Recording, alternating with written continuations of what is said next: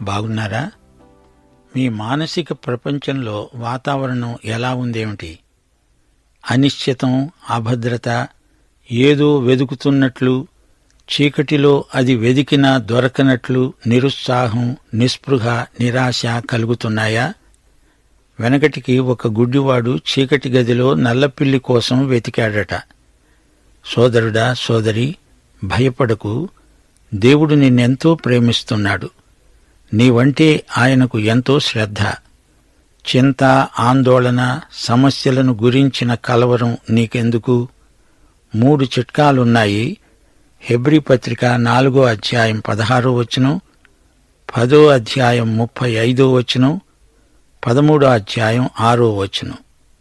మనము కనికరింపబడి సమయోచితమైన సహాయము కొరకు కృప పొందునట్లు ధైర్యముతో కృపాసనము వద్దకు చేరుదాము. మీ ధైర్యమును విడిచిపెట్టకండి. దానికి ప్రతిఫలముగా గొప్ప బహుమానం కలుగుతుంది. ప్రభువు నాకు సహాయుడు, నేను భయపడను, నరమాత్రుడు నాకేమి చేయగలడు అని మంచి ధైర్యముతో చెప్పగలం. సరే, రండి శ్రోతలు, రేడియోకు దగ్గరగా వచ్చి కూర్చోండి. ప్రార్థన చేసుకుందాము. కృపాసత్య సంపూర్ణుడా, మా పరమతండ్రి, నీకు మా హృదయపూర్వకమైన కృతజ్ఞతాస్తుతులు సమర్పించుకుంటున్నాము. మా శ్రోతలను, వారి కుటుంబాలను, వారి పిల్లలను వ్యక్తిగతంగా ప్రతి ఒక్కరిని సమృద్ధిగా దీవించండి. వాక్యాశీర్వాదములు, సహవాసాశీర్వాదములు, సంఘాశీర్వాదములు మాకందరికీ మెండుగా దయచేయండి. మహిమ పొందండి. యేసుక్రీస్తు వారి మహిమాన్విత నామమున ప్రార్థిస్తున్నాము తండ్రి, ఆమేన్. సోదరీ సోదరులారా, ఈ రోజున మనం హెబ్రీ పత్రిక 3వ అధ్యాయం 7 నుండి 12వ వచనం వరకు పాఠం వింటాము. పరిశుద్ధాత్మ ఇలా చెప్తున్నాడు: నేడు మీరాయన శబ్దమును వినిన ఎడల అరణ్యములో శోధన దినమందు కోపము పుట్టించినప్పటి వలె మీ హృదయాలను కఠినపరచుకొనకండి. 40 సంవత్సరాలు నా కార్యములను చూచి మీ పితరులు నన్ను పరీక్షించి శోధించారు. కావున నేను ఆ తరము వారి వలన విసికి, వీరెల్లప్పుడూ తమ హృదయాలోచనల్లో తప్పిపోతున్నారు, నా మార్గములను తెలుసుకోలేదు గనుక నేను కోపముతో ప్రమాణము చేసినట్లు వారు నా విశ్రాంతిలో ప్రవేశించరు అని చెప్పాను. అనుమానము, సందేహము అనేవి చాలా ప్రమాదకరమైనవి. ప్రవక్తలు పలికారు, దేవదూతలు మాట్లాడారు, మోషే కూడా మాట్లాడాడు. అయితే యేసు నోట ప్రకటించబడిన వాక్కు ఎలాంటిది? యేసు మాటను ఏమాత్రమూ సందేహించకూడదు. 95వ కీర్తన 7 నుండి 11వ వచనం వరకు చెప్పబడిన మాటే ఇది. నేడు మీరు ఆయన మాటను అంగీకరించిన ఎడల ఎంత మేలు! అరణ్యమందు మెరీబా యొద్ద మీరు కఠినపరుచుకున్నట్లు, మస్సాదినమందు మీరు కఠినపరుచుకొనినట్లు మీ హృదయములను కఠినపరుచుకొనకండి. అక్కడ మీ పితరులు నన్ను పరీక్షించి శోధించి నా కార్యములు చూచారు. 40 ఏండ్ల కాలము ఆ తరము వారి వలన నేను విసిగిపోయాను అనుకున్నాను. వారు హృదయమున తప్పిపోయే ప్రజలు, వారు నా మార్గములు తెలుసుకోలేదు. కావున నేను కోపించి ప్రమాణము చేశాను, వీరెన్నడూ నా విశ్రాంతిలో ప్రవేశించకూడదు. హెబ్రీ పత్రిక 3వ అధ్యాయం 8 నుండి 11వ వచనం వరకు. నేడు మీరాయన శబ్దము వింటే మీ పూర్వీకులలాగా మీ గుండె బండబారిపోయేలా చేసుకోకండి. వారు నాకు కోపం రేపే సందర్భంలో, ఎడారిలో పరీక్ష ఎదుర్కొన్న సమయంలో నన్ను శోధించారు, పరీక్షించారు. 40 సంవత్సరాలు నా కార్యకలాపములు చూచారు కూడా. గనుక నేను ఆ తరం వారి మీద కోప్పడ్డాను. వారి హృదయాలు ఎప్పుడూ పెడతో పడుతూ ఉన్నాయి, నా త్రోవలు వారెరుగనే ఎరుగరు అన్నాను. అందుచేత నేను ఆగ్రహించి అన్నాను, శపథం చేశాను, వారు నా విశ్రాంతిలో ప్రవేశించరు. శ్రోతలు వింటున్నారా?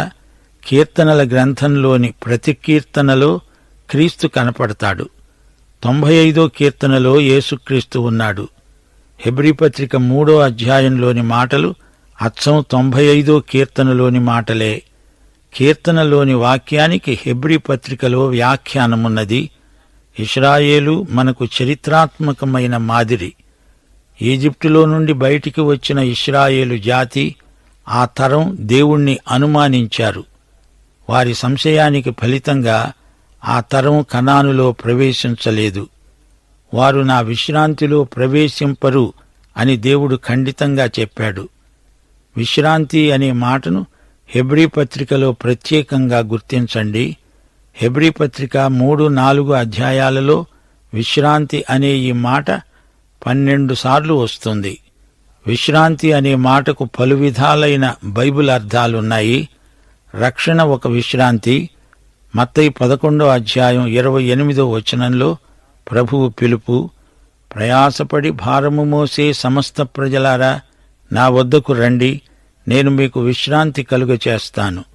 ఇది రక్షణ విశ్రాంతి. మీ పాపభారం పోతుంది, మీకు రక్షణ విశ్రాంతి ప్రాప్తిస్తుంది. శిలువపై ఆయన పాపాలను తన శరీరమందు మోశాడు. మన పాపాలకు ఆయన యందు శిక్ష విధించబడింది. మనకు పాప క్షమాపణ లభించింది. ఆయన రక్తము ద్వారా మనకు విమోచన కలిగింది. దేవుని క్షమాపణ కోసం నీవేమీ చేయనక్కర్లేదు, అంతా క్రీస్తే చేశాడు. ఆయనే అంతా చెల్లించాడు. ఆయన చనిపోయినప్పుడే రుణం తీరింది. నీవు చేయవలసిందల్లా ఆయన యందు విశ్వసించటమే. చరిత్రలో ఇశ్రాయేలు ప్రజలు ఈజిప్టు నుండి విడుదల పొందారు. అది వారికి విముక్తి, అది వారికి విశ్రాంతి. వారిప్పుడు ఈజిప్టులో బానిసలు కారు, వారికి విమోచన. పస్కా రక్తం వారికి విముక్తి సంకేతం. ఇశ్రాయేలీయుల ప్రతి ఇంటి తలుపుపై, ద్వారబంధముపై రక్తం. రక్తం ద్వారా వారికి విమోచన కలిగింది. దేవుని శక్తిని బట్టి వారికి విడుదల. దేవుడు వారిని ఎర్ర సముద్రం దాటించాడు. యేసు ప్రభు అంటున్నాడు, మీ మీద నా కాడి ఎత్తుకొని నా వద్ద నేర్చుకొనండి, అప్పుడు మీ ప్రాణములకు విశ్రాంతి దొరుకుతుంది. ఇది మరో విశ్రాంతి. ఇది విడుదల విశ్రాంతి కాదు, ఇది విధేయతకు ఫలితమైన విశ్రాంతి. క్రైస్తవ జీవితంలోని హాయి. ఇశ్రాయేలీయులు ఈజిప్టు నుండి విడుదల పొంది వచ్చినప్పుడు ఎర్ర సముద్రం దాటటంతోటే వారు పాట పాడారు. అది మోషే పాట. యెహోవాను గూర్చి గానం చేస్తాను, ఆయన మిగుల అతిశయించి జయించాడు. గుర్రమును దాని రౌతును ఆయన సముద్రములో పడద్రోశాడు. ఆయన మమ్ములను విమోచించాడు. ఆయన ఎంత గొప్ప దేవుడు! సీనాయి నుండి 11 రోజులు ప్రయాణం చేస్తే వాగ్దత్త భూమిలోకి వచ్చేస్తారు. అయితే వారు ఆ దేశం ఎలా ఉంటుందో చూడ్డానికి వేగుల వారిని పంపారు. దేవుడు అదంతా చూచుకుంటాడు, కాని వారు దేవుని మాట నమ్మలేదు. సరే, వేగుల వారిని వీరు పంపితే దేవుడు చూస్తూ ఊరుకున్నాడు. వెళ్లిన వేగులవారు ఏమి చూచారు? అందమైన ఆకర్షణీయమైన దేశం వారికి కనపడలేదు. వారికి రాక్షసులు కనిపించారు. వారి ముందు తాము మిడతలమనిపించింది. వారు దేవుణ్ణి, ఆయన శక్తిని మరచిపోయారు. వారు వచ్చి అందించిన నివేదికలో వారి పిరికితనం ఉట్టిపడుతున్నది. కాలేబు, యెహోషువ మాత్రం సరైన నివేదిక తెచ్చారు. దేవుడు మనకు తోడు, ఆయనే మనల్ని గెలిపిస్తాడు అని చెప్పారు. కాని ప్రజలు తప్పుడు నివేదికనే అంగీకరించారు. కొద్ది రోజుల్లో అయిపోయే ప్రయాణానికి వారికి 40 సంవత్సరాలు పట్టింది. కారణం అవిశ్వాసం. వాగ్దత్త భూమిలో ప్రవేశించడానికి వారు దేవుణ్ణి నమ్మలేదు. ఈజిప్టు నుండి వెలుపలికి వచ్చే వరకు దేవుణ్ణి నమ్మారు, నిజమే. కాని వారి విశ్వాసం వాగ్దత్త భూమిలో ప్రవేశించేటంత వరకు కొనసాగలేదు. అప్పటి అవిశ్వాసపు తరమంతా అరణ్యంలో నశించింది. వారి తరువాతి తరం పిల్లలు మాత్రమే కనానులో అడుగు పెట్టగలిగారు. యెహోషువ నేతృత్వంలో తరువాతి తరం వాగ్దత్త భూమిలో ప్రవేశించారు. అయితే వారు మరో నదిని, యోర్దానును దాటవలసి వచ్చింది. ఎలా దాటారు? దేవుడు నిబంధన మందసాన్ని పంపించాడు. మందసం దేవుని సన్నిధికి సంకేతం. ఈ మందసాన్ని యాజకులు తమ భుజాల మీద మోస్తున్నారు. వారి పాదాలు తీరపు అంచున నీళ్లను తాకగానే యొర్దాను నదీ జలం 2 భాగాలుగా చీలిపోయింది. యెహోషువ 3:17 జనులు యెరికో ఎదురుగా దాటగా యెహోవా నిబంధన మందసమును మోసే యాజకులు యొర్దాను మధ్య ఆరిన నేలపై స్థిరంగా నిలిచారు. జనులందరూ యొర్దానును దాటటం తుదముట్టే వరకు ఇశ్రాయేలీయులందరూ ఆరిన నేల మీద దాటుతూ వచ్చారు. నది మధ్య నుండి వారు 12 రాళ్లు తీశారు. మందసముతో యాజకులు ఇంకా అక్కడే నిలిచి ఉన్నారు. ఆ రాళ్లను జ్ఞాపకార్థముగా స్తూపములుగా నిలువబెట్టారు. తిరిగి యొర్దాను ప్రవాహ జలములు వచ్చి ఆ రాళ్లను ముంచివేశాయి. అది యేసు మరణానికి సంకేతం. ఆ రాళ్లు అవతలి తీరాన నిలిపిన స్థలం, అది యేసు పునరుత్థానానికి సంకేతం. రోమాపత్రిక 6:4 పౌలు ఇదే సంగతి ప్రస్తావించాడు. అన్నాడు, తండ్రి మహిమ వలన క్రీస్తు మృతులలో నుండి ఎలాగు లేపబడ్డాడో అలాగే మనమును నూతన జీవము పొందిన వారమై నడుచుకున్నట్లు మనము బాప్తిస్మము వలన మరణములో పాలు పొందటానికి ఆయనతో కూడా పాతిపెట్టబడ్డాము. సజీవుడైన క్రీస్తుతో సంయుక్తమయ్యాము గనుక పరమ కానాను చేరగలం. కానాను అంటే పరలోకం కాదు, నిజమే, మనకు నిత్య విశ్రాంతి ఇచ్చేవాడు ప్రభువే. ఈ లోకంలో ఉండగా విశ్వాసులకు ఉండవలసిన విశ్రాంతి నీకుందా? నీవు క్రైస్తవ విశ్వాసివైనందుకు ఆనందిస్తున్నావా? దేవుని వాక్యం వింటున్నావా? చదువుతున్నావా? దాన్ని నమ్ముతున్నావా? దేవుని వాక్యము ఎంతో శక్తిగలదని హెబ్రీ పత్రిక చెబుతోంది. పలకబడిన వాక్యం ఉంది, రాయబడిన వాక్యము ఉంది. యేసుక్రీస్తే శరీరధారి అయిన వాక్యం. దేవుని వాక్యాన్ని వినకుండా నీవు దేవుణ్ణి మెప్పించలేవు. యేసుక్రీస్తు యొక్క వ్యక్తిత్వం దేవుని వాక్యమే. వాక్యాన్ని ప్రేమించేవారే దేవుని బిడ్డలు. పౌలు ఈ హెబ్రీ పత్రికను ఎవరికి రాస్తున్నాడు? రక్షించబడ్డాము గాని క్రైస్తవ జీవిత ఆశీర్వాదాలను పూర్తిగా అనుభవించలేదు.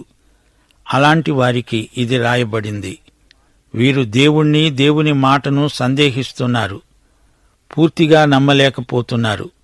దానికి ఫలితంగా వీరు అరణ్యవాసం చేస్తున్నారు. అరణ్యంలోని అనుభవం వీరికి ప్రాప్తించింది. కావున నేను ఆ తరము వారి వలన విసికి అన్నాను, వీరు ఎల్లప్పుడూ తమ హృదయాలోచనల్లో తప్పిపోతున్నారు, నా మార్గములను తెలుసుకొనలేదు. వీరు తమ మనసులలో తప్పిపోయారా? కాదు, తమ హృదయాలలో తప్పిపోయారు. ఈజిప్టులో నుండి వచ్చివేసిన ఆ తరం ఇశ్రాయేలీయులను గురించి పౌలు తన తరంలోని హీబ్రూ క్రైస్తవులకు జ్ఞాపకం చేస్తున్నాడు. అలనాడు ఇశ్రాయేలీయులు చేసిన తప్పు మీరు చెయ్యకండి అని వారిని హెచ్చరిస్తున్నాడు. హృదయాలలో తప్పిపోయేరు, జాగ్రత్త. నాడు నేడు పరిశుద్ధాత్మ ఇదే మేలుకొలుపు మనకు కలిగిస్తున్నాడు. దేవుడంటున్నాడు, నేను కోపముతో ప్రమాణం చేశాను. దేవుడు ప్రమాణం చేయవలసిన అవసరం లేదుగాని ఆయన కోపగించి ప్రమాణపూర్వకంగా శపథం చేస్తున్నాడు. వారు నా విశ్రాంతిలో ప్రవేశింపరు అంటున్నాడు దేవుడు. అవిశ్వాసము చేత వారు వాగ్దత్త భూమిలో ప్రవేశించలేకపోయారు. యేసుక్రీస్తును నీ స్వకీయ రక్షకుడుగా అంగీకరించి విశ్వాసము ద్వారా ఆయనతో దినదినము నడుస్తూ ఆయనకు నీ జీవితాన్ని సమర్పించుకోకపోతే పరమకానాను చేరలేవు. అందలి ఆశీర్వాదాలన్నీ కోల్పోతావు. మన సంఘాలలో అరణ్య క్రైస్తవులు కొందరున్నారు. అరణ్యమంటే మరణ స్థలం. అరణ్యవాసులకు శాంతి ఉండదు, విశ్రాంతి ఉండదు. అరణ్యంలో చిక్కుబడిపోయిన వ్యక్తికి గమ్యమేదో తెలియదు. అరణ్యంలో తిరుగాడే ఇశ్రాయేలీయులతో ప్రభు అన్నాడు, మీరు విశ్రాంతి అంటే ఏమిటో తెలియకుండా ఉన్నారు. ఈ రోజున కూడా చాలామంది విశ్వాసులకు విశ్రాంతి అంటే ఏమిటో అర్థం కాకుండా పోతోంది. విశ్వాసులలో అల్ప విశ్వాసులు, అవిశ్వాసులు కొందరున్నారు.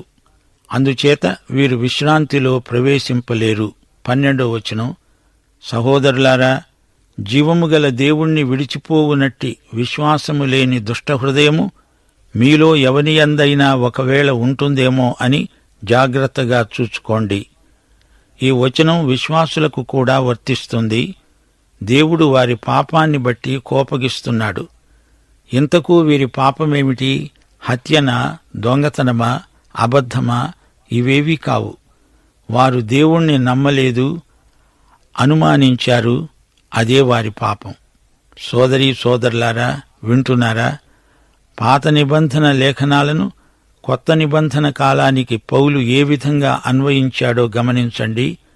అవిశ్వాసము, అవిధేయత ఏమాత్రము విశ్వాసులలో పొడసూపటానికి వీల్లేదు అనడానికి 95వ కీర్తనను ఈ రచయిత ఉటంకిస్తున్నాడు. ఈజిప్టు నుండి కానాను వరకు ఇశ్రాయేలీయుల ప్రయాణాన్ని పేర్కొంటున్నాడు. రెఫిదీము అనే చోట ఇశ్రాయేలీయుల అవిశ్వాసం, దేవుణ్ణి గురించి, దేవుని సేవకుడైన మోషేను గురించి వారు సణిగారు. నీళ్లు లేవని గొడవ చేశారు. ఆ స్థలానికి మస్సా అని పేరు. మస్సా అంటే శోధన, మెరీబా అంటే వివాదం. మరో స్థలం కాదేషు. ప్రజలు మళ్లీ సణగసాగారు. దేవుడు అద్భుతంగా వారికి నీరు సరఫరా చేశాడు. వారి హృదయం కఠినమైంది. దేవుని మంచితనం వారిని పశ్చాత్తాపానికి నడిపించలేకపోయింది. వారు దేవుణ్ణి శోధించారు. హృదయాలను వారెంతో కఠినం చేసుకున్నారు. అలనాటి ఇశ్రాయేలు వారి తరం అలాంటిది. వారు దేవుణ్ణి శోధించారు. యేసు ప్రభువు యెరూషలేమును గురించి ఎంతో ఏడ్చాడు. నీవు నీ దినమందైనా సమాధాన సంబంధమైన సంగతులను తెలుసుకొనిన ఎడల నీకెంతో మేలు. గాని ఇప్పుడవి నీ కన్నులకు మరుగు చేయబడి ఉన్నవి. ఆ తరం ఇశ్రాయేలీయులకు శిక్ష. వారు కనానులో ప్రవేశించరు. విధేయులు, విశ్వాసులు మాత్రమే అందులో ప్రవేశిస్తారు. ఇశ్రాయేలీయులు 40 సంవత్సరాలు అరణ్యంలో తిరుగాడారు. ప్రభువు శిలువవేత మొదలుకొని యెరూషలేము నాశనం వరకు సరిగ్గా 40 సంవత్సరాలు గడిచాయి. దేవాలయం ధ్వంసమైంది, బలులాగిపోయాయి, యూదులు చెదరిపోయారు. చరిత్ర పాఠం ఇదే. అవిశ్వాసం, అవిధేయత వల్ల వీరు విశ్రాంతిలో ప్రవేశించరు. ఈ పాఠంలో విశ్వాసము లేని దుష్ట హృదయం పేర్కొనబడింది. అట్టి హృదయము గలవారు జీవము గల దేవునికి దూరమైపోతారు. ప్రతి ఒక్కరూ ఈ విషయంలో ఆత్మ పరీక్ష చేసుకోవాలి. బలమైన విశ్వాసము నుండి పడిపోయి అవమానకరమైన విమత సిద్ధాంతముల విషవలయంలో చిక్కుకున్నారు. బయటికి బాగానే ఉన్నట్లు కనపడతారు, కాని హృదయంలో సజీవ దేవునియందు విశ్వాసం లేదు. విశ్వాసుల హృదయాలు ఎప్పటికప్పుడు నూతనపరచబడుతూ ఉండాలి. హృదయములో దుష్టత్వము, స్వార్థము, లౌకిక వాంఛలు, ఈ బలహీనతలను పోగొట్టుకోవాలి. అవిశ్వాసమే పాపం. హృదయాన్ని ప్రభువు వైపునకు మరల్చుకోవాలి. పరిశుద్ధాత్మ స్వరం, నేడు మీరు ఆయన శబ్దమును విన్న ఎడల అరణ్యములో శోధన దినమందు కోపము పుట్టించినప్పటి వలె మీ హృదయాలను కఠినపరచుకోవద్దు. మాట్లాడేది పరిశుద్ధాత్మ. ఆత్మస్వరము చెవిగలవాడు వినాలి. దేవుడు చెబుతున్నది విమోచనాత్మక సత్యం. దినముల అంతమందు దేవుడు తన కుమారుని ద్వారా, పరిశుద్ధాత్మ ద్వారా మాట్లాడుతున్నాడు.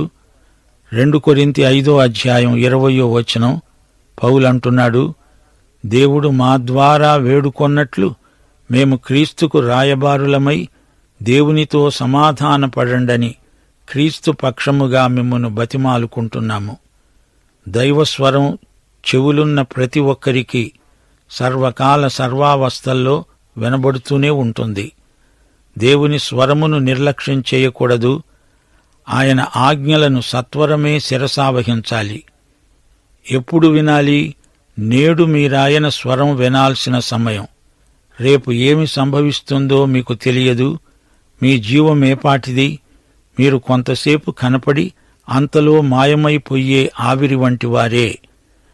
కీర్తనలు 81:13 వచనం. అయ్యో, నా ప్రజలు నా మాట వినిన ఎడల ఎంత మేలు. దేవుడు ఈ విషయంలో గట్టిగా మందలిస్తున్నాడు. మీ హృదయాలను కఠినం చేసుకోవద్దు. మొక్కగా ఉన్నప్పుడు వంగుతుంది, మానైనప్పుడు వంగదు. దేవుని స్వరం, పరిశుద్ధాత్మ స్వరం వెనక చాలామంది హృదయాలు బండబారిపోతున్నాయి. ఇలాంటి వారు మనస్సాక్షిని తొక్కిపట్టేస్తారు, విధులను వాయిదా వేస్తారు, గొప్ప రక్షణను నిర్లక్ష్యం చేస్తారు, పరిశుద్ధాత్మను ఎదిరిస్తారు, దుఃఖపరుస్తారు, ఆర్పుతారు. వాతవేయబడిన మనస్సాక్షి గలవారు. నైతికంగా, ఆధ్యాత్మికంగా వారి నుండి పరిశుద్ధాత్మ స్వరానికి ప్రతిస్పందన రాదు. శ్రోతలు, ఈ పాఠంలో విశ్వాసము లేని దుష్ట హృదయము జీవము గల దేవుణ్ణి విడిచిపెట్టిపోతుందని చెప్పబడింది. గనుక జాగ్రత్త, ఆత్మపరీక్ష చేసుకోండి. ఇదే ప్రబోధం మన హృదయాలలో మరల మారుమోగాలి. దేవునికి దూరమైపోవటానికి కారణం విమత బోధలు, తప్పుడు సిద్ధాంతాలు. హృదయ స్థితిని గురించి ఇక్కడ హెచ్చరిక చేయబడింది. హృదయాలోచనల్లో వారు తప్పిపోతున్నారు. అనగా వారి ప్రేమ, ప్రభువు పట్ల భక్తి తగ్గుముఖం పట్టాయి. ఇది హృదయ స్థితి గనుక బయటికి కనపడదు. అందుకే జాగ్రత్తగా పసికట్టాలి. ఆత్మపరీక్ష చేసుకొని చూడాలి. వీరిది ఆధ్యాత్మిక పతనం. అంతరంగంలో దేవునికి దూరమైపోతున్నారు. పైకి దేవునికి దగ్గరగా ఉన్నట్లే కనపడుతున్నారు. తప్పిపోయిన కుమారుడి అన్న తంతు ఇదే. తండ్రి దగ్గరే ఉన్నట్లు ఉండి తండ్రికి దూరమైపోయాడు.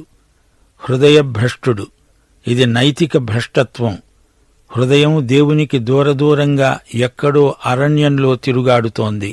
దేవుడు యేసును మృతులలో నుండి లేపాడని నీ హృదయమందు విశ్వసించిన ఎడల నీవు రక్షించబడతావు. నీతి కలుగునట్లు మనుష్యుడు హృదయములో విశ్వసిస్తాడు.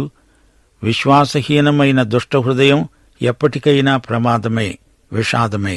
జీవము గల దేవునికి దగ్గరగా రానివాడు దూరమైపోతున్నట్లే. ఆత్మ క్షీణిస్తుంది. అవిశ్వాసం వల్ల వీరు దేవుని విశ్రాంతిలో ప్రవేశించలేకపోతున్నారు. పాపక్షమాపణ, విశ్రాంతి, ఆనందం, ఆదరణ, అంతఃకరణ అన్నీ అడుగంటిపోతాయి. విశ్వాసము లేనిదే ఆత్మయందు ప్రభువుతో సంయుక్తపరచబడడం అసాధ్యం. సత్యం, పవిత్రత, ప్రేమ, నీతి, భక్తి, నైతిక కృషి, అభివృద్ధి అన్నీ పూర్తిగా అంతరించిపోతాయి. జాగ్రత్త. విశ్వాసులారా, అప్రమత్తులు కండి, మేలుకొనండి. మెళుకువగా ఉండి ప్రార్థన చెయ్యండి. విశ్వాసమందు, ప్రేమయందు అభివృద్ధి పొంది వర్ధిల్లండి. ప్రియులారా, దేవుని సన్నిధిలో మీ హృదయాలను సరిగా పరిశుద్ధంగా ఉంచుకోండి. హృదయాన్ని కాపాడుకోండి.